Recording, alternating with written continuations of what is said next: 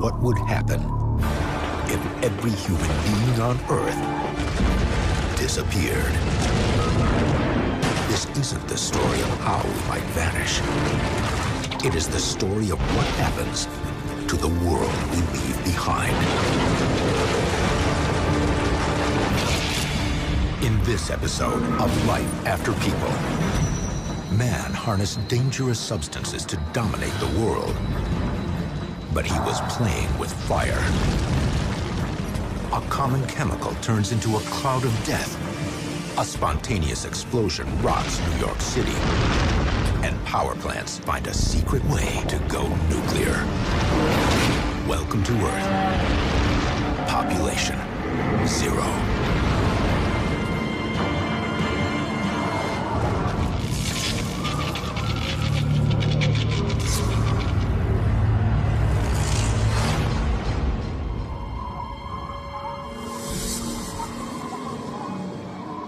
Man may be gone,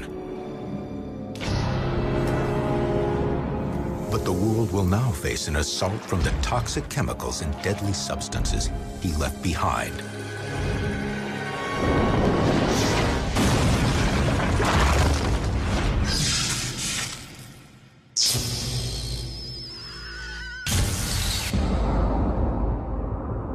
One day after people,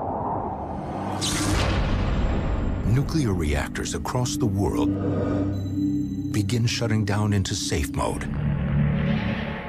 When you lose power from outside the reactor, the safety systems are designed so it tries to shut down the core. A mechanical system automatically engages to halt the nuclear reactions.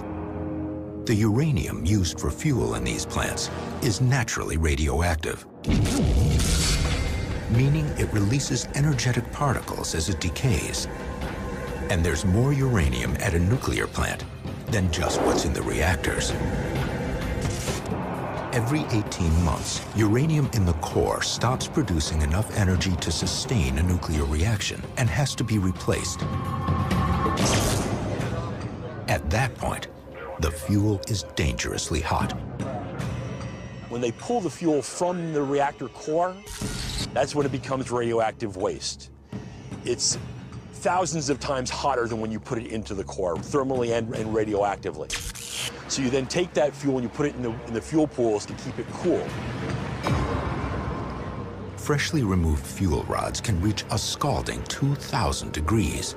And it takes 40 feet of water maintained below 120 degrees to keep them from overheating. The amount of waste in the pool depends on how long the reactor is operated. The reactors here in the U.S. have been operating between 30 to 40 years at this point. So you have 5 to 10 times the amount of radiation in the spent fuel pool that you actually have in the core of the reactor.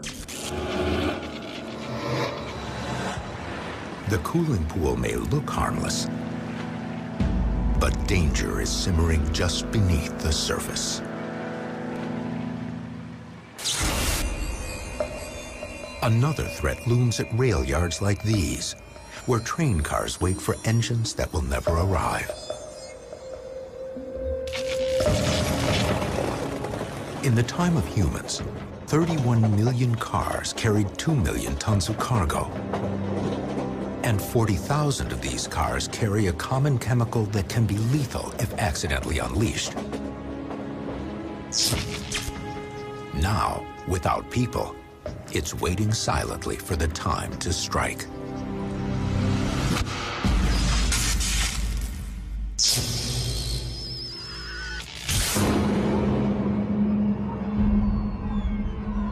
Five days after people,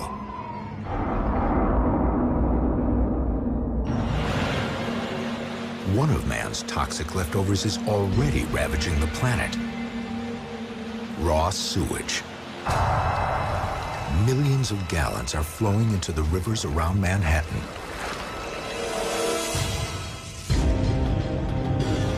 As electricity shuts off, 93 pump stations around the city are failing one by one. Sewage is backing up and flooding the 6,000 miles of piping beneath New York.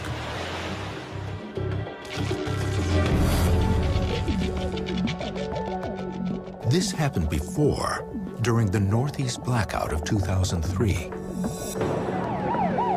When the power went out, the sewage system could not pump all of the water through the sewage treatment plants.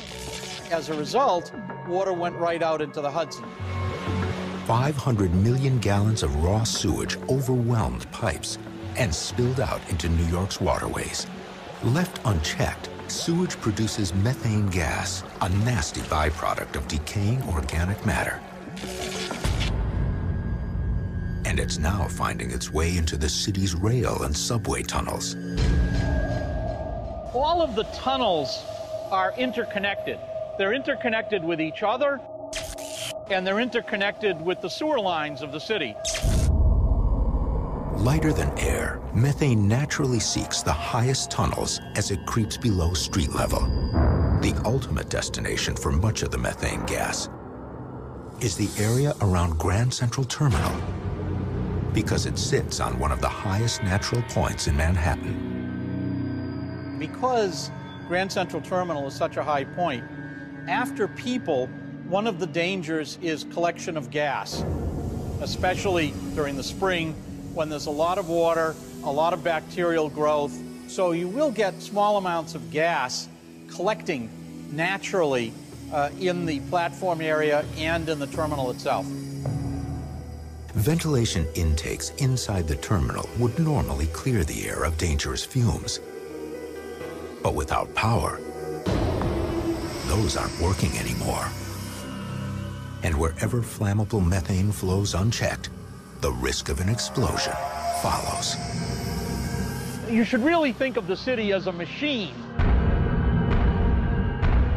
not as a pile of static structures. And that machine is in mortal danger once the people leave.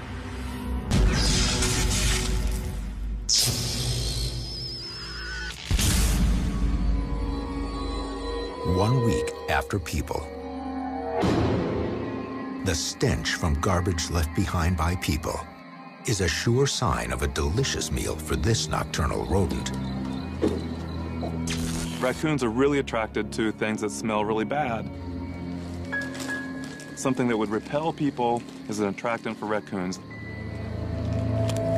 The average raccoon weighs about 15 pounds, but those with easy access to human scraps can balloon to over 60 pounds.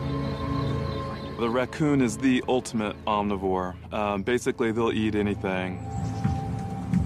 Without people, raccoons are continuing to exploit the structures that resemble their natural habitats the most. Our chimneys function a lot like hollow trees. That's actually one of the favorite refuges for raccoons. And so they can easily climb up the outside of a chimney and then come down through the bottom. Raccoons seek interiors because they offer protection from weather and predators. But nothing beats the allure of free food. That sense of smell is going to draw them into the kitchen and any other place where they have garbage in the house. For a raccoon, this is heaven on earth. A very highly developed sense of touch means that their long fingers and toes are a raccoon's point of first contact. Their brain is connected to their feet, basically.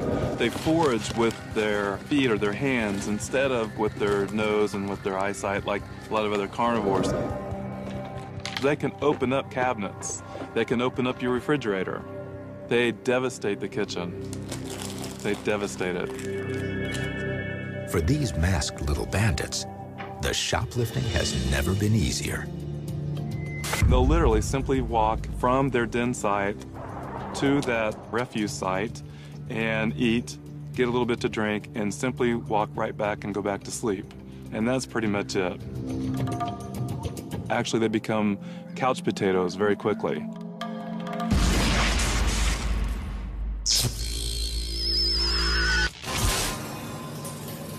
"10 days after people, discarded fuel rods are primed for a toxic reawakening. In the time of humans, spent fuel rods were kept below water for up to 10 years before they were cool enough to be removed safely. But now, with power lost to the cooling pools, heat from the rods is causing the water to boil away. Once the water level dips below the tops of the rods, and their temperature hits 700 degrees, the entire pool becomes a bonfire. And that would help propel all the radiation, 10, 20 cores worth, that are sitting in those spent fuel pools out into the environment. To whichever way the wind blew, those are the areas you'd be contaminating. An invisible killer has been unleashed, and nothing is safe for miles in each direction.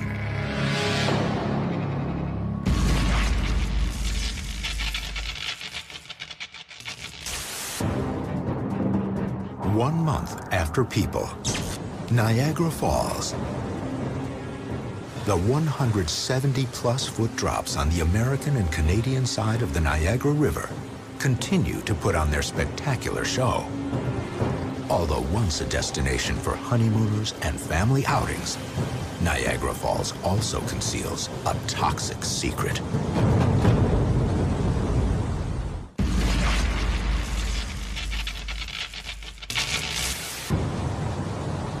One month after People, 1.5 million gallons of water continue to gush over Niagara Falls each second.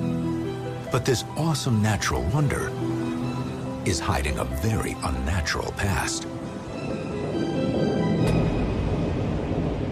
One of the surprising things about the Niagara region is that it was always very industrialized. One of the signs that you see is a large number of landfills.